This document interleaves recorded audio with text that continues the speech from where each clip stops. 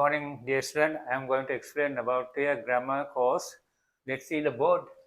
First, you have to understand nine tenses. Nine tenses. Okay, the nine tenses. There are four methods. That is active form, negative form, question form, and negative question form. ඔයාලා මේ tenses 9 හොඳට ඉගෙන ගත්තාම තනියම grammatically ඔයගලන්ට sentence එකක් ලියන්න පුළුවන් වෙනවා. ඒකෙදි ඊළඟට how to use should, would, must, could අන්නේ පද ටික තියෙන ඒක use කරලා අපි පුරුදු වෙන්න ඕනේ sentence එකක් ලියන්න. I must go now කියලා කියන්න පුළුවන් අපිට. You should learn well කියලා කියන්න පුළුවන්. ඒ වගේ අපි sentence එකක් මේ වචන භාවිත කරලා ලියනවා. ඊළඟට sentence pattern කියලා එකක් තියෙනවා. අපි කියනවා it is very easy to, it is very difficult to, I'm in a hurry to මේ ආකාරයට අපිට sentence pattern ටික ගන්න පුළුවන්. ඊට පස්සේ something, anything, everything, nothing අන්නේ වගේ වගන්ති ටිකක් තියෙනවා. ඒ වචන use කරලා අපි තවත් පුරුදු වෙනවා sentence එකක් ලියන්න. දැන් එතකොට අපි ක්‍රමානුකූලව ඇවිල්ලා තියෙන අවශ්‍ය තැනට කොහොමද අපි grammatically sentence එකක් ලියන්නේ කොහොමද ඒක හරිද ඊළඟට ඒකට අවශ්‍ය කාල භේදය අපි tense එක ගත්තා ඒක නිවැරදිව use කරනවද මෙන්න මේ ආකාරයට අපිට පුළුවන් තීරණය කරන්න අපේ knowledge එක improve වෙලා තියෙනවද කියලා බලන්න පුළුවන් ඒවා නිවැරදි ආකාරයෙන් භාවිතා කිරීමෙන් ඊටත් පස්සේ තියෙනවා අපි use කරනවා W6 table එකක් තියෙනවා what where when why which how අන්න වගේ W6 එක table එකකින් තියෙනවා ඒ table එක use කරලා අපිට question form එක නිර්මාණය කරන්න පුළුවන් එතනදී අර ටිකක් වැඩිපුර question එක දිග්ගැස් වෙනවා අර W6 එකක් මුලට දැම්මහම දැන් do you like කියන එකට what do you like අන්න වගේ ඉතින් මේ ආකාරයට අපි grammar පැත්ත තවත් improve කරාම ඔයගොල්ලන්ට බය නැතුව බොහෝ දුරට වාක්‍යයක් නිවැරදිව ලියන්නත් ඒ ලියපු වාක්‍යය තේරුම් ගන්නත් ඔයගොල්ලන්ගේ exam එකේදී අවශ්‍ය ලියලා තියෙන දේවල් මේ මොන ආකාරයේ වාක්‍යයක්ද ලියලා තියෙන්නේ sentence එකක්ද කියලා හොයාගන්න මෙන්න මෙතෙන්ට ආපු දැනුම ගොඩක් ප්‍රයෝජනවත් වෙනවා. හැබැයි අපි මෙතනින් ඉවර වෙන්නේ නැහැ. තවත් ටිකක් ඉස්සරහට යනවා. who, whose, whom කියන එක අපි use කරන්න ඕනේ කොහොමද මේක සාමාන්‍ය වාක්‍යයකට යොදන්නේ කොහොමද කියලා. ඒකේ අවස්ථා දෙකක් තියෙනවා. එකක් question form එකෙන් who is your father, who is your brother එහෙම නැත්නම් who are you ඒ විදිහට යන්න පුළුවන්. දෙවෙනි එක තමයි sentence එක මැදට middle of the sentence මේ who, whose, whom කියන එක දාන්න පුළුවන්. ඒකටම එනවා what, where, when, why, that, which මේ පද ටිකත් මැදට දාලා අපිට ටිකක් අර compound විදිහේ sentence එකක් නිර්මාණය කරගන්න පුළුවන්. එතනදී මේ who, whose, whom එක question form එක හැටියට නෙමෙයි යන්නේ.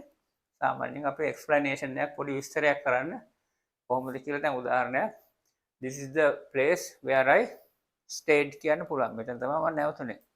is the person whom I contacted last night.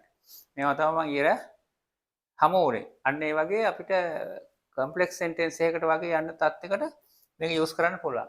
හොඳයි. මෙතනින් අපි නතර වෙන්නේ නැහැ. මේ ඔයගොල්ලන්ගේ grammar basically අපි ඉගෙන ගන්න ඕන ටික සහ grade 6 to grade 13 වෙනකන් අපිට මේ මූල ටික විතරයි මේ තියෙන්නේ. basic knowledge එක වගේ කියන්න පුළුවන්. ඊට පස්සේ intermediate එක advanced knowledge එක කියලා අපි තුනකට බෙදනවා. ඊටු ටික අපි මෙන්න මේ ආකාරයට අපි ඔයගොල්ලන්ට පෙළගස්සන්න. හොඳයි. අපි ඒකත් බලමු. Okay student, let's see the next one. අපි බලමු. දැන් මේ ඔයාලා sentence එකක් grammatically ලියලා ඔයගොල්ලෝ ඒක හොඳට improve වෙලා ආවම අපි preposition ඒවට add කරනවා. ඊළඟට preposition කියන අපි in, on, at, by අන්නේ જાතිය ටිකක් 28ක් විතර තියෙනවා. ඊට පස්සේ අපි conjunction ටික add කරනවා. after, until, till, unless, but මෙන්න මේ වගේ conjunction ටිකක් තියෙනවා. ඒකත් add කරලා තවත් ටිකක් simple sentence එක පොඩක් compound තත්ත්වයට බර වෙනවා. ඊළඟට phrasal verbs. කියන්නේ put out, put off දානවා අපි cut down කියන එක, get off, get up මෙන්න මේ වගේ phrasal verbs use කරලා තවත් sentence එක කියන්නේ නිර්මාණශීලී කරලා ලස්සන කරලා සහ grammatically පැත්තට බර වෙනවා. ඊට පස්සේ passive voice එක. passive voice එකෙන් සාමාන්‍යයෙන් තියෙනවා ක්‍රමවේද කීපයක්. උදාහරණයක් තමා විසින් කරන දෙයක්, තමාට සිද්ධ වෙන දෙයක්, ඉබේ සිදු වෙන දෙයක්, කාලාන්තරයක් තිස්සේ මීට පෙර බොහෝ ඈත අතීතයේ සිදුවීමක් වගේ දෙයක් කියන්න පුළුවන්. උදාහරණයකට I am instructed කියන්නේ මට උපදෙස් ලැබෙනවා. I was invited මට ආරාධනා කළා. A tree was fallen on the road. පාරට ගහක් වැටිලා. It has been mentioned. ඒක සඳහන් කරලා තියෙනවා. Fire was discovered by human being.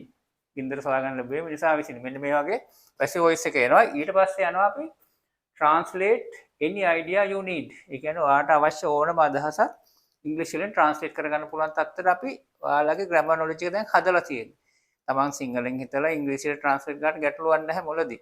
ඊට පස්සේ ක්‍රමානුකූලව systematically ඔයාලා ඉස්සරහට ඇවිල්ලා creative english පැත්තෙන් නිරන්තරයෙන් ඕනෑම අදහසක් හිතේ ඉංග්‍රීසි වලින්ම ඔයගොල්ලන්ට ඒ අදහස එළියට ඇවිල්ලා ලියලා පෙන්නනවා. ඔන්නෝක තමයි අපි translate any idea in english කියලා අදහස් කරේ.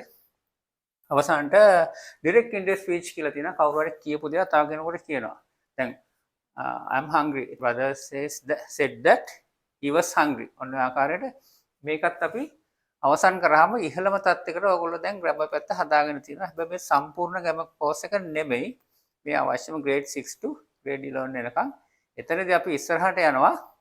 තව කීපයක් මම ඒකත් මේ එකම ඔයගලන්ට දැනුවත් වෙන්න explain කරන්න. Okay, this is the last step. Short paragraph ඊළඟට කරන්න අපිට තියෙන short paragraphs වලට අවශ්‍ය ඔයගොල්ලන්ට English knowledge එක grammatically sentence එක ලියන විදිහ දැන් ඔක්කොම දැන් ඔයාලා improve කරගෙන ඉවරයි. ඊට පස්සේ short paragraph තියෙනවා. ඒක ලියනවා. කියන්නේ අපි උදාහරණයකට my family වෙන්න පුළුවන්, the person I like most, the person my hometown මේගේ ඕනම දෙයක්. ඊළඟට translate folk stories. අපි ගැමි කතා කියන ඒවා සිංහලෙන් තියෙනවා translate කරගෙන යනවා.